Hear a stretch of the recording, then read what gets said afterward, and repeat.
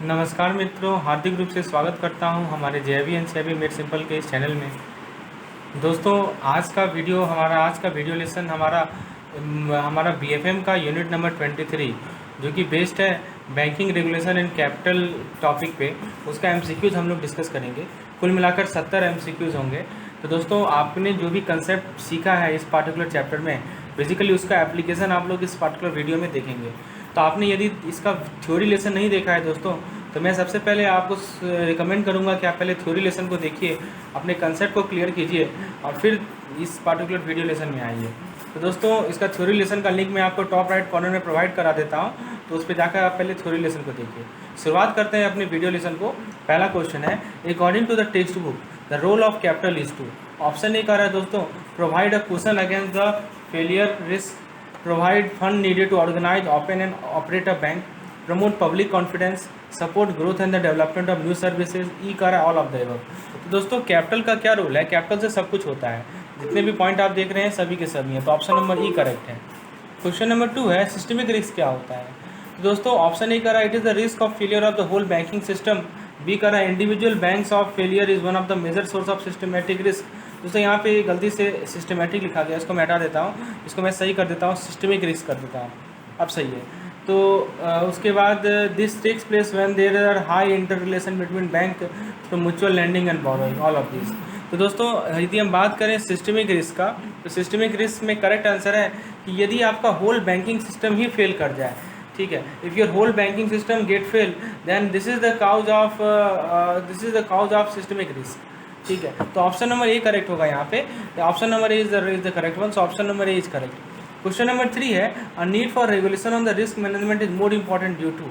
आखिर risk management की regulation की रिक्वायरमेंट क्यों है?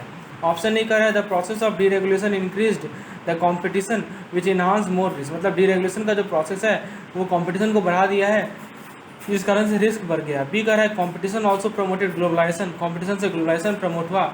सी कर रहा है, risk control are necessary for maintaining level playing field, risk को कंट्रोल करना जरूरी है ताकि एक लेवल प्लेइंग फील्ड को मेंटेन कर सकें। और डी कर रहा है, ऑल ऑफ दिस। तो दोस्तों, रेगुलेशन और रिस्क मैनेजमेंट की रिक्वायरमेंट है क्योंकि ये सभी के सभी कारण हैं। The process of deregulation increase, competition promoted और risk control are necessary. So option number D is correct. Question number 4 है, regulation on risk management at international level have been taken up by. यानी कि जो risk management का regulation है international level पे, वो किसके द्वारा लिया जाता है? ऑप्शन ए करा है वर्ल्ड बैंक, बी करा है Basel committee on banking supervision, C करा है both A and B, D करा है नन ऑफ दिस। तो जो ये रेगुलेशन है रिस्क मैनेजमेंट का इंटरनेशनल लेवल पे, तो दोस्तों ये लिया जाता है हमारा basal committee on banking supervision के द्वारा, यानी ऑप्शन नंबर बी करेक्ट है।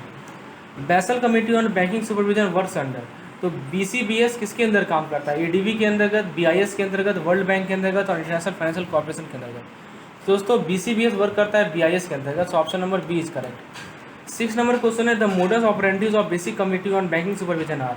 जो हमारा बेसल, गलती से यहाँ पे मैंने बेसिक लिख दिया, इसको मैं सही कर देता हूँ, इसको मैं कर देता हूँ बेसल कमेटी।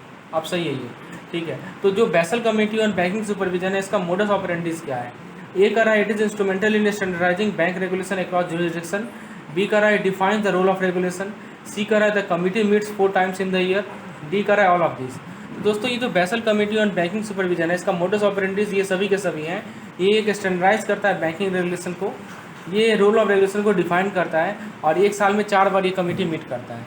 क्वेश्चन नंबर 7 है, कब बेसल अकॉर्ड टू हुआ था हमारा पोस्ट डी रेगुलेशन एरिया में?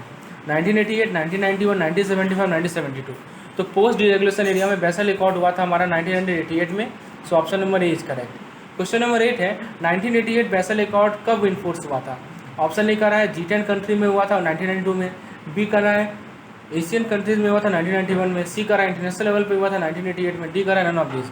तो दोस्तों, बेसल अकॉर्ड हुआ था दोस्तों हमारा G10 कंट्री में हुआ था 1992 में। Enforcement, which of the following tier 1 of core capital consist. तो टायर 1 के अंदर क्या आता है? Equity, disclose reserves, A and B both, D none of this. दोस्तों, टायर 1 के अंदर हमारा दोस्तों दोनों आता है, इक्विटी भी आता है और डिस्क्लोज रिजर्व भी आता है। क्वेश्चन 10 है, टायर 2 और सप्लीमेंट्री कैपिटल कंसिस्ट। तो टायर 2 के अंदर क्या आता है? Undisclosed reserve, asset revaluation reserve, general provision, all of this. तो दोस्तों, टायर 2 के अंदर ये सभी के सभी आते हैं, चाहे आपका अनडिस्क्लोज रिजर्व हो, एसेट रिवैल्यूएशन रिजर्व हो, जनरल प्रोविजन हो। क्वेश्चन नंबर 11 है, इनमें से कौन सा जो है टायर 2 में इंक्लूडेड नहीं है? पहला है reserve for bank and doubtful डेप्ट, बी कर रहा है पेड अप कैपिटल, सी कर रहा है दोस्तों हाइब्रिड कैपिटल इंस्ट्रूमेंट, और डी कर रहा है सबऑर्डिनेट डेब्ट। तो टायर 2 में क्या नहीं आता है दोस्तों? तो बताइए, पेड अप कैपिटल जो है वो टायर 2 का पार्ट नहीं है ना। जो बाकी रिजर्व्स हो गया, हाइब्रिड कैपिटल इंस्ट्रूमेंट्स हो गया, फिर सबऑर्डिनेट डेब्ट्स हो गया, ये सभी के सभी टायर 2 के पार्ट्स हैं, लेकिन पेड अप कैपिटल टायर 2 का पार्ट नहीं है। So that's why option number B is correct. चलिए आगे देखते हैं दोस्तों। क्वेश्चन नंबर 12 है, confidence of banks depositor regarding safety of their deposit are taken care by. तो बैंक डिपोजिटर का जो कॉन्फिडेंस है कि उनका जो भी डिपॉजिट्स है वो सेफ्टी है, इसका जिम्मेवारी किसके पास है? पहला है एडिक्वेसी ऑफ कैपिटल, दूसरा है डिपॉजिट इंश्योरेंस, तीसरा है confidence in the banking system, चौथा है ऑल ऑफ दिस। तो दोस्तों ये जो कॉन्फिडेंस है ये कौन लेता है? ये लेता है deposit insurance. Option number B, sorry ये सभी के सभी कैपिटल एडिक्वेसी से, डिपॉजिट इंश्योरेंस से, बैंकिंग सिस्टम में कॉन्फिडेंस से, ऑल ऑफ दिस। तो दोस्तों all of this correct answer है। नेक्स्ट क्वेश्चन है, 1988 का जो कैपिटल अकाउंट फ्रेमवर्क हुआ था उसमें क्या क्या अकाउंट किया गया था? पहला है क्रेडिट रिस्क, दूसरा है मार्केट रिस्क, तीसरा है ऑपरेशनल रिस्क, चौथा है defined capital component. Which of the following is true? A all of them, B 1, 2 and 4, C 1, 3 and 4 और डी है 1, 2 and 3। तो दोस्तों 1988 का जो कैपिटल अकाउंट था उसके अंदर हमारा देखिए उसके अंदर हमारा क्रेडिट रिस्क तो आया था, ठीक है, क्रेडिट रिस्क आया था दोस्तों। उसके बाद हमारा मार्केट रिस्क भी आया था। तो क्रेडिट रिस्क आया था, मार्केट रिस्क आया था दोस्तों, लेकिन ये जो ऑपरेशनल रिस्क है वो नहीं आया था। तो डिफाइंड कैपिटल कंपोनेंट था इसमें। तो ऑप्शन नंबर 1, 2 और 4 सही होगा। तो इसीलिए हमारा ऑप्शन नंबर बी सही है यहाँ पे। 14 नंबर क्वेश्चन है कि 1988 का जो बेसल अकॉर्ड था उसके रिगार्डिंग क्वेश्चन है दोस्तों, ठीक है। 1988 का जो बेसल अकॉर्ड था तो उससे रिलेटेड क्वेश्चन पूछा गया है आपसे कि बैंक्स वे required to hold capital equal to, ठीक है। तो क्या क्वेश्चन क्या कर रहा है दोस्तों कि बैंक को कितना % कैपिटल होल्ड करना था एज पर 1988 बेसल अकॉर्ड, ठीक है, ये क्वेश्चन है। तो दोस्तों इसका करेक्ट आंसर आप देखेंगे तो इसका करेक्ट आंसर है ऑप्शन नंबर बी, यानी कि 8%, यानी कि 8% जो है बैंक को कैपिटल रिक्वायरमेंट के बारे में कहा गया था। So it the answer will be 8%। चलिए आगे देखते हैं, क्वेश्चन नंबर 15 को देखते हैं। इन कैलकुलेटिंग कुक्स रेशियो, ये काफ़ी इंपॉर्टेंट है, डैश आइटम आर कंसिडर्ड। तो कुक्स रेशियो कैलकुलेशन में कौन से आइटम को हम लोग कंसिडर करते हैं? तो ऑप्शन ए कर रहा है on balance sheet and off balance sheet item, B कर रहा है ऑन बैलेंस शीट, सी कर रहा है ऑफ बैलेंस शीट, डी कर रहा है नन ऑफ द अबव। तो कुक्स रेशियो से क्वेश्चन आ भी चुका है पिछले बार, इसको ध्यान से सुनिए। कुक्स रेशियो में आप दोनों को दोनों लेते हैं, ऑन बैलेंस शीट आइटम को भी लेते हैं और ऑफ बैलेंस शीट आइटम को भी लेते हैं। ऑप्शन नंबर ए करेक्ट होगा। दोस्तों यदि आपको इस तरह की पीडीएफ की रिक्वायरमेंट है, हर एक चैप्टर के एमसीक्यूज की पीडीएफ की, जिसमें आपका पूरा टॉपिक रिवाइज होगा, तो दोस्तों हमारे पास 2 प्लान है, इसके बारे में आप मुझे व्हाट्सएप कीजिए इस नंबर पे, तो मैं आपको पीडीएफ प्लान के बारे में बताऊंगा। नेक्स्ट क्वेश्चन नंबर 16 है, Cooke's ratio is option A the measure of credit exposure, measure of capital in relation to risk, measure of risk weighted asset covering credit exposure, D कर रहा है measure of risk in off balance sheet item. तो दोस्तों Cooke's ratio क्या है? तो Cooke's ratio है capital in relation to risk का मेजरमेंट, ठीक है। कुक्स रेशियो का फॉर्मूला ही है capital by RWA। Next question है, कौन सा ऐसा रेशियो है जिसके थ्रू हम लोग मिनिमम कैपिटल एडिक्वेसी स्टैंडर्ड को डिटरमाइन कर सकते हैं बेसल 1 अकॉर्ड में? BIS ratio, Thomson ratio, Cooke's ratio, capital adequacy ratio. Correct answer है इसका Cooke's ratio, option number C is correct. Question number 18 है कि कैपिटल एडिक्वेसी नॉर्म्स का मेन पर्पस क्या है? मेन पर्पस ये है, ये इंश्योर करना कि बैंक के पास सफिशिएंट कैपिटल है, किस लिए?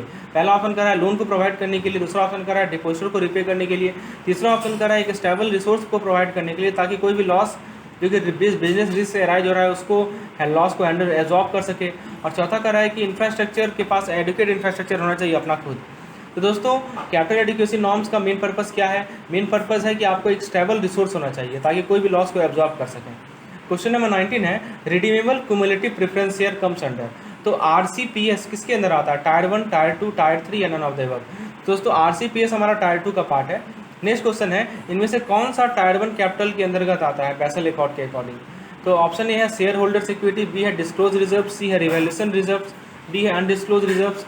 आपको करेक्ट आंसर को चूज करना है, option only A and B, only A and C, A B and C all are correct. दोस्तों टायर 1 कैपिटल की यदि बात करें तो टायर 1 कैपिटल में आपका रिवैल्यूएशन रिजर्व तो आता ही आता है, डिस्क्लोज रिजर्व भी आता है और शेयर होल्डर इक्विटी आता है।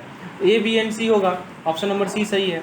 क्वेश्चन नंबर 21 की बात करें, एज पर Basel 3 implementation in India with in total capital of 9%, the tier 2 can be, तो टायर 2 मैक्सिमम 2% होगा, है ना, ये मैंने आपको बताया है, ऑप्शन सी सही है। ये दोस्तों हम लोगों ने यूनिट 10 का जो थ्योरी वीडियो देखा था वहाँ पे हमने क्लियर किया था इसे। व्हाट इज नॉट इंक्लूडेड, दोस्तों यहाँ पे स्पेलिंग मिस्टेक है, उसको मैं सही कर देता हूँ। What is not included in tyre 1 capital fund for CAR out of the following. तो CAR के लिए टायर 1 कैपिटल में क्या इंक्लूड नहीं करते हैं? Paid up capital, capital reserves, IPDI, cumulative preference, perpetual preference share. दोस्तों आपको पता है पेड अप कैपिटल टायर 1 में आता है, कैपिटल रिजर्व भी टायर 1 में आता है, लेकिन ये जो हमारा कह रहा है कि IPDI भी आता है लेकिन क्युमुलेटिव प्रेफरेंस शेयर नहीं आता है दोस्तों, नॉन क्युमुलेटिव प्रेफरेंस शेयर आता है, NCPS आता है। तो इसलिए ऑप्शन नंबर डी होगा, तो मतलब ऑप्शन नंबर 3 होगा, मतलब डी अलोन, ठीक है। तो उसके बाद नेक्स्ट क्वेश्चन है कि जो बेसल कमेटी ने दो टायर डिफाइन किया, टायर 1 और टायर 2, उसे क्या कहते हैं? तो उसको नेट कैपिटल कहेंगे या ग्रॉस कैपिटल कहेंगे या वर्किंग कैपिटल कहेंगे या कोर कैपिटल कहेंगे? तो कोर कैपिटल तो टायर 1 होता है, तो दोस्तों इसके लिए ऑप्शन है कोर कैपिटल। टायर 1 को हम लोग कोर कैपिटल कहते हैं। Tier 3 capital is limited to dash percentage of bank tier, तो दोस्तों इसका आंसर है 250%, है ना, option number B. Next question है जो मार्केट रिस्क रिकमेंडेशन है जो कि बैंक को परमिट करता है शॉर्ट टर्म सबऑर्डिनेट डेब्ट को इशू करने के लिए, तो लॉक इन क्लाउज क्या इसके मार्केट रिस्क को क्या कहा जाता है? तो दोस्तों इसे हम लोग कहते हैं that is called as tier 3 capital. Which of the following is to be deducted from tier 1 capital? Tier 1 capital में क्या डिडक्ट करना पड़ेगा? Intangible asset, losses in the current period, brought forward losses of the previous period, all the above. दोस्तों ये सभी के सभी intangible assets को, करंट पीरियड के लॉस को, जो भी आपने लॉस फॉरवर्ड प्रीवियस पीरियड के फॉरवर्ड किए वो सभी के सभी आपको डिडक्ट करना पड़ेगा। कैपिटल एडिक्वेसी के लिए tier 2 capital limited to tier 1 capital, tier 1 capital limited to tier 2 capital, both A and B, none of this. दोस्तों कैपिटल एडिक्वेसी के लिए पर्पस के लिए टायर 2 कैपिटल जो है वो टायर 1 कैपिटल से लिमिटेड, ऑप्शन नंबर ये सही है। 28 नंबर क्वेश्चन है, टायर 1 दे रखा है 1000 करोड़, टायर 2 दे रखा है 1200 करोड़, क्रेडिट रिस्क का RWA दे रखा है 15,000 करोड़, कैपिटल चार्ज पर मार्केट रिस्क दे रखा है 600 करोड़, कैपिटल चार्ज पर ऑपरेशन रिस्क दे रखा है 400 करोड़, बैंक का टोटल RWA बताना है। तो RWA में देखिए आपको यहाँ पे क्रेडिट रिस्क का RWA दिया हुआ है, बचा आपका ऑपरेशनल रिस्क का और मार्केट रिस्क का। तो आप मार्केट रिस्क कैसे निकालिएगा? तो मार्केट रिस्क का कैपिटल कितना है? 600 करोड़, और आपको RBI कहती है कि 0.09 आपको लेना है CRAR, तो 600 को 5.9 डिवाइड कर दीजिए तो 6667 आ जाएगा। ऑपरेशन रिस्क के लिए कैपिटल चार्ज दे रखा है 400, इसको भी डिवाइड कर दीजिए 0.09 से तो 444 आ जाएगा। तो टोटल RWA के लिए सबको सम कर लीजिए तो 26,111 26,111 करोड़ आ जाएगा, ऑप्शन नंबर सी होगा। सॉल्यूशन आपके सामने है। क्वेश्चन नंबर 29 है सबऑर्डिनेट डेब्ट किसके अंदर आता है? टायर 1 के अंदर, टायर 2 के अंदर या दोनों के अंदर? तो सबऑर्डिनेट डेब्ट आता है दोस्तों हमारा टायर 2 के अंदर, सबऑर्डिनेट डेब्ट कम संख्या टायर 2। नेक्स्ट क्वेश्चन है केस स्टडी है पेड अप कैपिटल 500 करोड़। दोस्तों ये सभी के सभी डाटा आपको करोड़ में दे रखे हैं, ठीक है। All this data are given in crores, okay. So ये this is also crore, this is also crore, this is also crore and this is also crore, this is also crore and everything is in crore. तो आपको paid up capital 500 crore, free reserve दे रखा है दोस्तों कितना?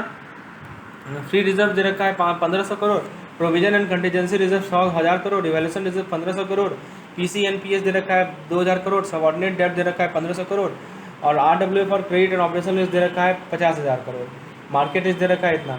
तो दोस्तों टायर 1 कैपिटल बताना है, तो टायर 1 कैपिटल का में आपका क्या क्या आएगा? तो दोस्तों पेड अप, देखिए एक चीज़ यहाँ मिस्टेक है, यहाँ 45% को इसमें लिया गया है, इसको मैं डिलीट कर देता हूँ दोस्तों, ये एक मिस्टेक है यहाँ पे जो है, ये जो हमारा 45% डिस्काउंट है ना, इसको मैं सही कर देता हूँ यहाँ पे, ये एक्चुअली टायर 1 का पार्ट है ना। तो इसमें मैं इसको यहाँ से हटाकर, इसको यहाँ से हटाकर मैं यहाँ पे प्लस कर देता हूँ, 4000 में ऐड कर देता हूँ, ठीक है। क्योंकि ये जो पहले ये इसका पार्ट था, लेकिन अब ये इसका हो गया, तो 45% आ कितना रहा है? 675 आ रहा है ना। तो इसमें क्या हो जाएगा? इसमें हो जाएगा, देखिए पेड अप कैपिटल 500 करोड़ है, फ्री रिजर्व 1500 करोड़ है, पर PCNPS आपका 2000 करोड़ है, 4000 45% और इवैल्यूएशन रिजर्व लेना है तो आपका हो जाएगा 675। तो 675 इसमें जोड़ दीजिए तो 4000 यहाँ पे इज इक्वल टू 4000 प्लस 675, ठीक है। तो ये कितना हो जाएगा? ये हो जाएगा हमारा 4675 करोड़, ठीक है। तो ये हमारा आंसर हो जाएगा। तो इसको मैं यहाँ से डिलीट कर देता हूँ। उसी तरह टायर 2 कैपिटल में ये पार्ट हमारा डिलीट हो जाएगा, 675 करोड़ वाला हट जाएगा, ठीक है। इसमें क्या क्या आएगा? सबऑर्डिनेट डेब्ट आएगा और 1.25% ऑफ RWA आएगा कंटीजेंसी रिजर्व्स के लिए। तो इसको यदि हम ऐड करेंगे 1500 और 875 को, तो दोस्तों ये आपको मिल जाएगा कितना बताइए?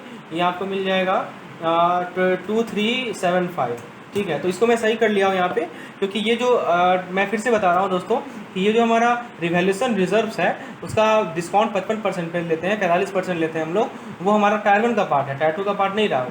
तो टायर 1 हमारा निकला 4675 करोड़ और टायर 2 निकला हमारा 2375 करोड़। टोटल कैपिटल मिल जाएगा आपको, टोटल कैपिटल का वैल्यू वही रहेगा, ठीक है। टोटल कैपिटल का जो वैल्यू रहेगा वो सेम रहेगा। चलिए नेक्स्ट क्वेश्चन है which of the following not part of tier one capital. तो बताइए टायर वन कैपिटल का पार्ट कौन सा नहीं है। तो balance in profit and loss account, general provision, तो जनरल प्रोविजन हमारा टायर टू का पार्ट है, स्टैट्यूटरी रिजर्व्स हमारा टायर वन का पार्ट है, रिवैल्यूएशन रिजर्व टायर वन का पार्ट है, stock surplus from common issue stocks. अब देखिए इसका करेक्ट आंसर होगा दोस्तों ऑप्शन 2 और 4 है ना, not a part of tier one capital. दोस्तों यहाँ पे एक मिस्टेक है, इसको मैं स्किप कर रहा हूँ, ठीक है, इस क्वेश्चन को स्किप कर रहे हैं, आगे देख रहे हैं। टायर वन दे रखा है आपको 800 करोड़, टायर टू दे रखा है 500 crore, RW for credit risk they रखा है 5000 crore, capital charge same question है, इसको हम लोगों ने सॉल्व किया है दोस्तों ऊपर, तो इसको हम दोबारा डिस्कस नहीं करेंगे, we have already solve this question. अब देखिए यहाँ पे क्या है कि टायर वन CRAR पूछ रहा है आपसे, क्वेश्चन कंसेप्ट वही है आपका। तो टायर वन CRAR कैसे निकालेंगे, तो देखिए रिस्क वेट क्रेडिट रिस्क का दिया हुआ है ना, अब उसी तरह ऑपरेशनल रिस्क के लिए और मार्केट रिस्क का निकाल लीजिए, सभी को जोड़ के टोटल रिस्क रेट निकाल लीजिए। टायर वन कैपिटल आपको कितना दिया हुआ है 1000 करोड़, टायर टू कैपिटल है 1200 करोड़, टोटल कैपिटल आपको मिल गया 2000 करोड़। तो मिनिमम टायर टू कैपिटल जो होता है वो होता है 100% ऑफ टायर वन। तो टायर वन कैपिटल का जो फॉर्मूला है बुक में देखिए दिया हुआ है, eligible tier one capital fund upon total RW है। तो ये जो होगा दोस्तों टोटल कैपिटल, आप पूछेंगे 2000 ही क्यों हुआ, आप पूछ सकते हैं ना कि ये दोनों जोड़ेंगे तो 2200 होगा, लेकिन टायर टू जो है टायर वन से ज़्यादा हो ही नहीं सकता है, तो ये 1200 हम लोग नहीं लेंगे, we will not take this 1200, okay, we won't take this 1200। तो हम लोग क्या करेंगे दोस्तों, हम लोग इस 1200 को ना लेकर हम लोग क्या करेंगे, इसको हटाकर 1000 ले लेंगे मैक्सिमम, ठीक है। तो 1000 प्लस 1000 2000 हो जाएगा, और चूंकि हमें टायर वन का CRAR निकालना है तो हम लोग नोमिनेटर में केवल टायर वन कैपिटल फंड को ही लिखेंगे, और वो हमारा कितना हो जाएगा 1000, और दोस्तों डिनोमिनेटर में हमारा कितना हो जाएगा 26,111 है ना, ये हम लोग ऑलरेडी निकाल चुके हैं, तो आंसर हो जाएगा 3.83%। काफ़ी अच्छा क्वेश्चन है, इसको अटेम्प्ट कीजिएगा। Level of tier two prescribe under Basel 3 वो कितना है, तो 2% है, आपको पता है। सी मैक्सिमम कितना है दोस्तों, मैक्सिमम 2% है, मिनिमम नहीं, मैक्सिमम 2%। फिर एज पर Basel 3 general provision and loss reserve, तो general provision and loss reserve पे क्या लिमिटेशन है कि दोस्तों वो 1.25% लेना होता है, जनरल प्रोविजन वो टायर टू का पार्ट है। फिर है दोस्तों excess provision on account of depreciating in the available for sale और held for trading securities, then the excess amount subject to tax would be eligible for inclusion under tier 2 capital with an overall ceiling of, तो दोस्तों ceiling है 2.25%, sorry 1.25%। Next question है PNCPS क्या होता है, तो perpetual non cumulative preference share होता है, ऑप्शन नंबर ए सही है। दूसरा क्वेश्चन है कि इनमें से कौन सा टायर टू कैपिटल के अंदर इंक्लूडेड नहीं है, तो दोस्तों हम लोग ने PNCPS के बारे में बात किया था, तो वो हमारा टायर वन का पार्ट है, बाकी सभी के सभी टायर टू के पार्ट हैं, तो ऑप्शन नंबर डी को दे रहा है, देखिए PNCPS है, तो वही हमारा सही आंसर होगा। रिडेमेबल RCPS किसके अंदर आता है, तो RCPS आपको पता है रिडेमेबल कम्युनिटी प्रेफरेंस शेयर जो होता है वो पार्ट होता है दोस्तों हमारा टायर टू का। नेक्स्ट क्वेश्चन है इंटरनेशनल बैंक का कैपिटल दे रखा है, फ्री रिजर्व दे रखा है, प्रोविजन रिवैल्यूएशन रिजर्व सब दे रखा है, तो टायर वन निकालना है। दोस्तों यहाँ पे एक मिस्टेक है, इसको मैं सही करके आपको बताऊंगा। नेक्स्ट क्वेश्चन है, ये सभी क्वेश्चन आपस में लिंक है, उसमें फिर से वही रिवैल्यूएशन रिजर्व वाला कंसेप्ट है। आगे हम लोग देखते हैं दोस्तों, the amount of perpetual non cumulative preference share और रिन्यूएबल मतलब RCPS, PCPS, RNCPS वो जो है वो किस में क्लासीफाई है, किस शेड्यूल में, ठीक है, वो आपको बताना है। दोस्तों ये क्लासीफाइड है हमारा शेड्यूल नंबर 4 बोरोइंग में, ठीक है, so it will be classified in the balance schedule number 4 borrowing में, ध्यान रखिएगा। कैपिटल कंजम्पशन वेफर कितना है, 2.5% है। फिर क्यों हम लोग क्या कंजम्पशन वेफर को, क्या एम है कंजम्पशन वेफर को बिल्ड करने का, तो ऑप्शन ए कर रहा है रिजर्व बढ़ाना, ऑप्शन बी कर रहा है कुशन को मेंटेन करना ताकि लॉस को एब्जॉर्ब कर सके, सी कर रहा है बैंकिंग ग्रोथ को स्लो करना, और डी कर रहा है कि हायर प्रॉफिट को प्रोजेक्ट करने से रेस्ट्रेन करना। तो करेक्ट आंसर है दोस्तों कुशन को मेंटेन करना, बी नंबर। यदि बैंक का रिस्क वेट एसेट है आपका सामने देखिए, ये है आपका 100 करोड़, 100 लाख है, सॉरी 1000 लाख है, तो आपको बताना है कि what is the bank common equity requirement plus the capital consumption, तो आपको पता है वो है 8%, तो 8% निकाल लीजिए तो 8 लाख हो जाए, 80 लाख हो जाएगा। नेक्स्ट क्वेश्चन है कि क्या ट्रू है with respect to CCB, option A, it is used to absorb losses during period of financial and economic stress, बिल्कुल सही बात है। बैंक है required to hold capital consumption of 2.5%, ये भी सही बात है। It must be exclusively with common equity and it is imposed in range of 0 to 5%, तो दोस्तों सभी के सभी स्टेटमेंट CCB के रिगार्डिंग करेक्ट हैं। नेक्स्ट क्वेश्चन देखिए, इसमें कह रहा है कि बैंक को मेंटेन करना है कैपिटल कंजम्पशन वेफर ऑफ 2.5%, इसके अंदर क्या क्या होना चाहिए, इसमें देखिए common equity tier one capital तो होना ही चाहिए, और दोस्तों उसके अलावा आपका टायर वन कैपिटल 5.5% होना चाहिए। तो उसके बाद दोस्तों नेक्स्ट क्वेश्चन है, which of the following statement is not correct regarding Basel 3 implementation in India, minimum common equity tier one should be 5.5%, CCB should be 2.5%, maximum 81 should be 1.5%, minimum common equity tier one plus capital should be 7%, तो D number गलत है, 8% होगा। RBI has permitted minimum capital consumption standard of individual bank to create this reserves in phase manner starting from March 2016। Correct answer है 0.625। Next question है कौन सा statement not correct है regarding Basel 3 implementation in India. दोस्तों कह रहा है कि minimum tier 1 capital ratio should be 8%, ये गलत है। तो दोस्तों इसी तरह से कुल मिलाकर 80 क्वेश्चंस हैं इस पार्टिकुलर यूनिट में। यदि आपको इस तरह की पीडीएफ की रिक्वायरमेंट है तो दोस्तों नीचे आप नंबर है उस पर आप मुझे ये नंबर पे मुझे व्हाट्सएप कीजिए, तो मैं आपको इस तरह के हर एक चैप्टर के यूनिट्स के क्वेश्चन मैं आपको प्रोवाइड करूँगा। तो ये सभी क्वेश्चंस हैं जो कि आप देख सकते हैं और सभी के सॉल्यूशन भी अवेलेबल हैं, आप देख सकते हैं, केस स्टडीज़ भी हैं हमारे पास। तो आपको यदि इस तरह की पीडीएफ की रिक्वायरमेंट है तो इस नंबर पे मुझे व्हाट्सएप कीजिए, तो मैं आपको हर एक तरह का क्वेश्चन प्रोवाइड करूँगा जो कि एग्जामिनेशन में आने की ज़्यादा संभावनाएँ हैं। दोस्तों यदि लेसन पसंद आया हो तो एक लाइक जरूर कीजिए, चैनल को सब्सक्राइब कीजिए और इसे शेयर कीजिए। मिलते हैं हम लोग अपने नेक्स्ट वीडियो में। धन्यवाद।